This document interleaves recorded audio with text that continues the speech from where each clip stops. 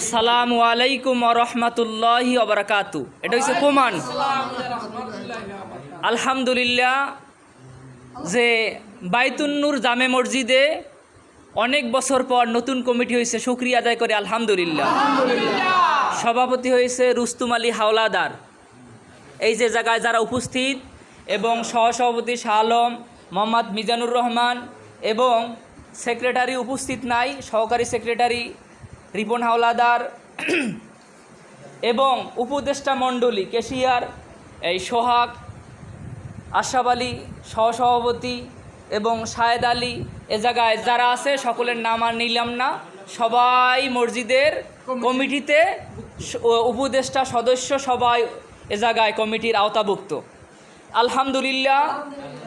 এখন আমাদের কাজ হয়েছে মসজিদের উন্নয়নের কাজ।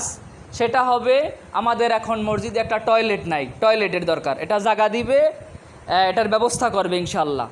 এবং এই কমিটি আজকে যে হয়েছে এটা 2 বছর মেয়াদ। কয় বছর? 2 বছর। 2026 সাল 2027 সাল, বলেন সবাই 2026 সাল 2027 সাল। আজকে এ জায়গার যাওয়ার পরে যে কমিটি মানি না, একথা কিন্তু হবে না, ভিডিওতে প্রমাণ একদম। আমি এটা ইউটিউবে সাইডে দিব যে মানি না, একথার আর সুযোগ নাই। তাইলে এই যারা কমিটি হয়েছে এদেরকে আমরা সহযোগিতা করব এবং হুজুর রাখার জন্য যেন 5 ওয়াক্ত আজান, 5 ওয়াক্ত নামাজ, জুমার নামাজ এবং সকালবেলার মক্তব, এটা বাধ্যতামূলক, যেই থাকবে এটা হবে ইনশাল্লাহ।